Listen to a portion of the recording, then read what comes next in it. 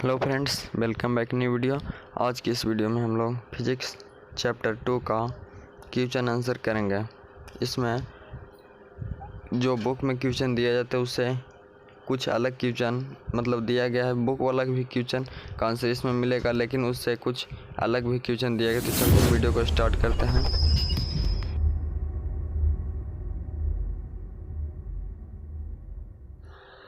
आज हम लोगों का चैप्टर है चैप्टर 2 प्रकाश का अपवर्तन, जिसके हम लोग अति लघु उत्तरीय प्रश्न को हल करेंगे। तो चलते हैं, शुरू करते हैं।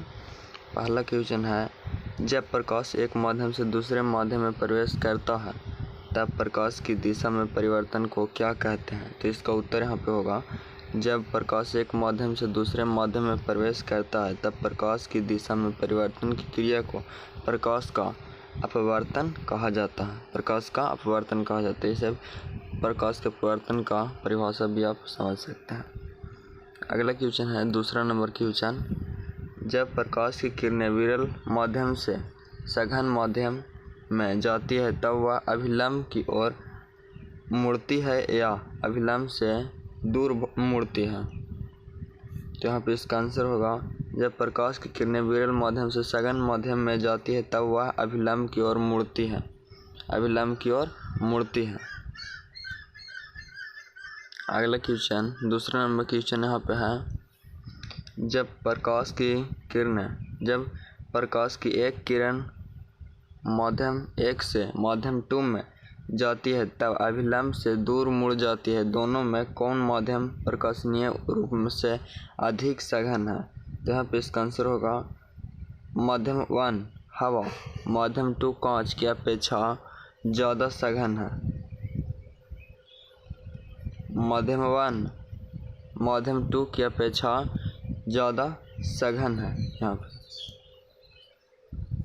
अगला क्वेश्चन है, चौथा नंबर क्वेश्चन, वायु में प्रकाश 1 सेकंड में लगभग कितनी दूरी तय करता है? वायु में प्रकाश 1 सेकंड में लगभग कितनी दूरी तय करता है? तो इसका आंसर यहाँ पे होगा, वायु में प्रकाश 1 सेकंड में लगभग 3 लाख किलोमीटर प्रति सेकंड की दर से दूरी तय करता है। 1 सेकंड में 3 लाख किलोमीटर। अगला क्वेश्चन है, 5वां नंबर, स्नेल का नियम क्या है? स्नेल का नियम क्या है? तो इसका आंसर यहाँ पे होगा, किन्हीं दो माध्यमों और प्रकाश की किरणें विशेष वर्ग के लिए आपतन कोण की ज्या और अपवर्तन कोण की ज्या के अनुपात एक नियतांक है। अर्थात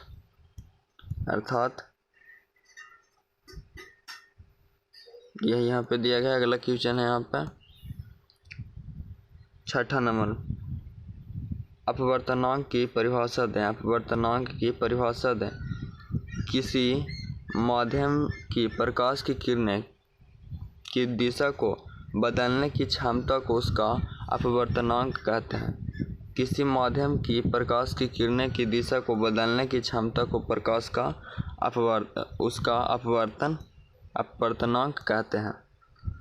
अगला क्वेश्चन 7वां नंबर, किस माध्यम का अपवर्तनांक अधिक होता है? सघन माध्यम या विरल माध्यम या सघन होगा? सघन माध्यम या विरल माध्यम का? तो यहाँ पे इसका आंसर होगा, सघन माध्यम का। सघन माध्यम का अपवर्तनांक अधिक होता है। अगला क्वेश्चन 8वां नंबर क्वेश्चन यहाँ पे है, पानी का अपवर्तनांक 1.33 है।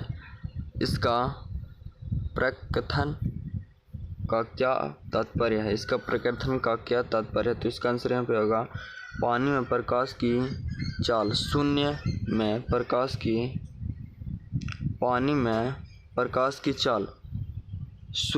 प्रकाश की चाल के इतना गुना होती है। यानी कि पानी में प्रकाश की चाल जो है शून्य है, लेकिन वायु में प्रकाश की चाल इतना गुनी होती है। अगला क्वेश्चन है 9वां नंबर क्वेश्चन, पसरु विस्थापन से आप क्या समझते हैं? पसरु विस्थापन से आप क्या समझते हैं? तो इसका आंसर यहाँ पे देख लेते हैं, कांच की सिल्ली से प्रकाश के अपवर्तन में आपतित किरण और निर्गत किरण की अभिलंब दूरी को पसरु विस्थापन कहते हैं। अपसर्ग विस्थापन कहते हैं। अगला क्वेश्चन है, नीचे दिए गए चित्र को ध्यान से देखें और उनके नीचे दिए गए प्रश्नों को उत्तर दें। यहाँ पे ये चित्र दिया गया है,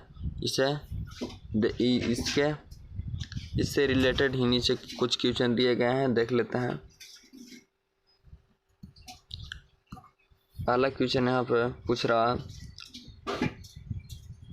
चित्र का में 2, 1, 2 एवं 3 में कौन निर्गत किरणें नहीं हो सकती है। और दूसरा क्वेश्चन है, चित्र खा में का मान कितना होगा। तो इसका आंसर देख लेते हैं। गैग भी पूछ रहे हैं यहाँ पे, चित्रगाम में सिल्ली से होकर गुजरने वाली किरणें का पथ दर्शाएं।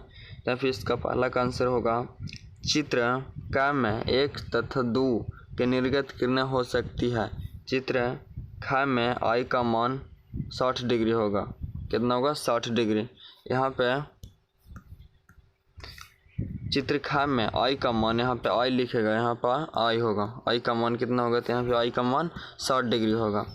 और तीसरा क्वेश्चन का आंसर, चित्रगाम में सिल्ली से होकर गुजरने वाली किरणें का पथ सीधी होती है। किरणें के पथ को इस रेखा चित्र द्वारा दर्शाया गया है। नीचे यहाँ पे दर्शाया गया है, देख सकते हैं। अगला क्वेश्चन 11 नंबर क्वेश्चन यहाँ पे है, लेंस कितने प्रकार के होते हैं। लेंस कितने प्रकार के होते हैं? तो इसका आंसर यहाँ पे होगा, लेंस 2 प्रकार के होते हैं, उत्तल लेंस और अवतल लेंस। अगला क्वेश्चन हमारा 12 नंबर क्वेश्चन, लेंस के मुख्य अक्ष की परिभाषा दें। तो यहाँ पे इसका आंसर होगा, किसी लेंस का मुख्य अक्ष उसकी सतहों के वक्रता केंद्रों को मिलाने वाली रेखा होती है। अगला क्वेश्चन हो रहा है 13 नंबर क्वेश्चन, पतला लेंस क्या है।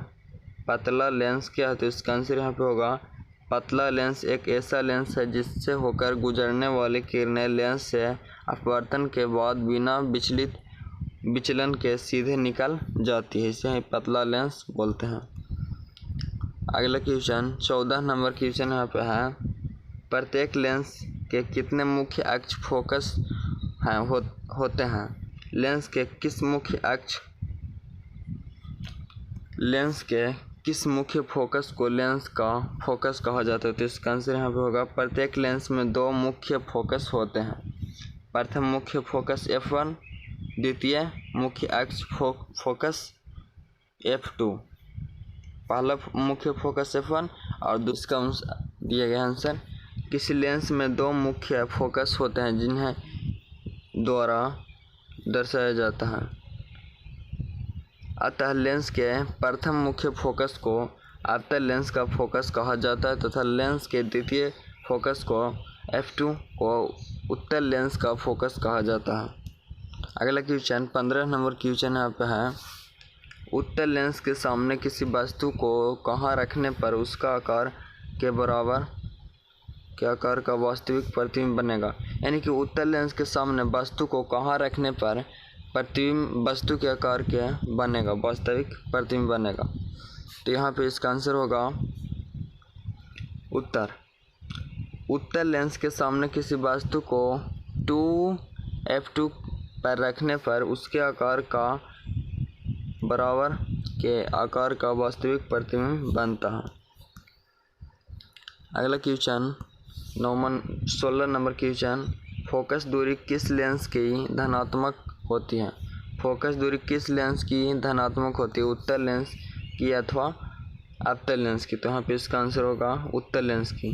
किसकी? तो उत्तल लेंस की। अगला क्वेश्चन हमारा 17 नंबर क्वेश्चन है। यहाँ पे बोल रहा है, जिस माध्यम में अपवर्तनांक कम होता है उसमें प्रकाश की चाल कम होता है या अधिक। तो यहाँ पे इसका आंसर होगा, विरल माध्यम का अपवर्तनांक कम होता है तथा इसमें प्रकाश की चाल अधिक होती है। यानी कि विरल माध्यम में अपवर्तनांक कम होता है तथा इसमें प्रकाश की चाल अधिक होती है, यानी कि प्रकाश की चाल अधिक होगी। अगला क्वेश्चन है 18 नंबर क्वेश्चन, किस लेंस को अभिसारी लेंस कहते हैं। किस लेंस को अभिसारी लेंस कहते हैं? तो यहाँ पे इसका आंसर होगा उत्तल लेंस को अभिसारी लेंस कहते हैं। उत्तल लेंस को ही अभिसारी लेंस बोलते हैं। अगला क्वेश्चन है, यदि कोई वस्तु उत्तल लेंस से बहुत ही दूर पर हो तो वस्तु का प्रतिबिंब कहाँ बनेगा? तो वस्तु का प्रतिबिंब कहाँ बनेगा? तो इसका आंसर होगा मुख्य फोकस पर, मुख्य फोकस पर। अगला क्वेश्चन देख लेते हैं, 20 नंबर क्वेश्चन।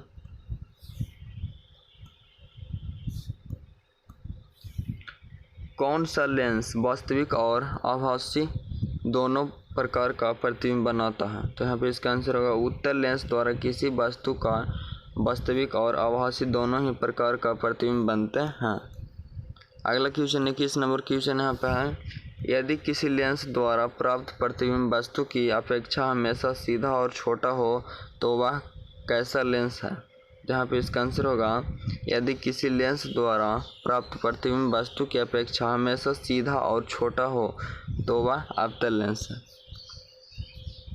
अगला क्वेश्चन है, उत्तल लेंस द्वारा किसी वस्तु का अवधारित एवं आभासी प्रतिबिंब कब बनता है? तो यहाँ पे इसका आंसर होगा जब वस्तु लेंस तथा फोकस के बीच स्थित हो तो उसका आभासी आवर्धित प्रतिबिंब प्राप्त होता है। अगला क्वेश्चन 23 नंबर क्वेश्चन यहाँ पे है, किसी उत्तल लेंस के सामने एक पिन को कहाँ रखने पर उसका प्रतिबिंब अनंत पर बनेगा? तो यहाँ पे इसका आंसर होगा उत्तल लेंस के सामने एक पिन को रखने पर उसका प्रतिबिंब अनंत पर बनेगा। अगला क्वेश्चन हमारा है 24 नंबर क्वेश्चन। 24 नंबर क्वेश्चन है यहाँ पे, दैनिक जीवन में लेंसों के दो साधारण उपयोग बताएं। तो यहाँ पे इसका आंसर होगा दैनिक जीवन में लेंसों का साधारण उपयोग ये है, नीचे दिया गया है यहाँ पे, सूक्ष्मदर्शी तथा दूरबीन आदि में आवर्धन बढ़ाने के लिए तथा स्पष्ट प्रतिबिंब प्राप्त करने के लिए एक से अधिक लेंस का संयोजन का उपयोग किया जाता है। अगला क्वेश्चन है 25 नंबर क्वेश्चन, सिनेमा हॉल के पर्दे पर दिखाए जाने वाला चित्र वास्तविक है आभासी? तो यहाँ पे इसका आंसर होगा वास्तविक, चूँकि पर्दे पर सिर्फ वास्तविक प्रतिबिंब को ही उतारा जा सकता है, काल्पनिक प्रतिबिंब को नहीं। 26 नंबर क्वेश्चन, किसी उत्तल लेंस द्वारा वस्तु का आभासी एवं आवर्धित प्रतिबिंब बनाने हैं तो वस्तु की स्थिति कहाँ होनी चाहिए? तो यहाँ पे इसका आंसर होगा उत्तल लेंस और उसके फोकस के बीच। यहाँ पे इसका आंसर, अगला क्वेश्चन देख लेते हैं 27 नंबर क्वेश्चन, यदि कोई वस्तु किसी उत्तल लेंस के बाईं ओर उसकी दूनी फोकस पर हो तो उसका प्रतिबिंब कहाँ बनेगा? तो यहाँ पे इसका आंसर होगा यदि कोई वस्तु किसी उत्तल लेंस के बाईं ओर उसकी फोकस दूनी फोकस दूरी पर रखी हो तो उसका प्रतिबिंब 2f2 पर बनेगा। यह वास्तविक उल्टा यहाँ पे उल्टा तथा वस्तु के आकार का बनेगा। अगला क्वेश्चन 28 नंबर क्वेश्चन, एक पतले लेंस की फोकस दूरी f बराबर -10 सेंटीमीटर है, यह उत्तल लेंस है या अवतल लेंस? तो यहाँ पे इसका आंसर होगा अवतल लेंस। अगला क्वेश्चन 29 नंबर क्वेश्चन, लेंस से किसी वस्तु की दूरी प्रतिबिंब की दूरी और लेंस द्वारा प्राप्त आवर्धन में क्या संबंध है? यहाँ पे इसका आंसर होगा किसी लेंस के दूरी वस्तु दूरी प्रतिबिंब दूरी और आवर्धन के बीच संबंध निम्नलिखित है। तो यहाँ पे इस प्रकार बताया गया है, आप देख सकते हैं। अगला क्वेश्चन देख लेते हैं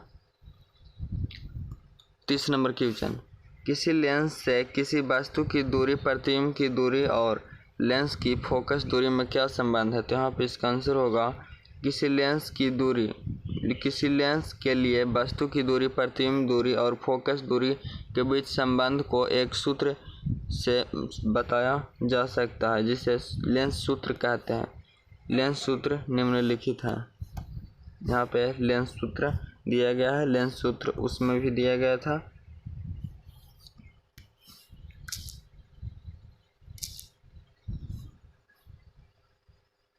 अगला क्वेश्चन 31 नंबर क्वेश्चन, किसी लेंस की फोकस दूरी और उसकी क्षमता में क्या संबंध है? तो यहाँ पे इसका आंसर होगा किसी लेंस की क्षमता उसकी फोकस दूरी के व्युत्क्रम में पाई जाती है। तो यहाँ पे लेंस सूत्र के माध्यम से दिखाया गया है। अगला क्वेश्चन है यहाँ पे 32 नंबर, लेंस की क्षमता का SI मात्रक क्या है? तो यहाँ पे इसका आंसर होगा लेंस की क्षमता का SI मात्रक m प्रति मीटर होता है, जिसे डायऑप्टर भी कहते हैं। अगला क्वेश्चन 33 नंबर क्वेश्चन, किसी व्यक्ति के चश्मे में लगे लेंस की क्षमता प्लस 1.5 डायऑप्टर है तो उस उत्तल लेंस या अवतल लेंस? तो यहाँ पे इसका आंसर होगा उत्तल लेंस।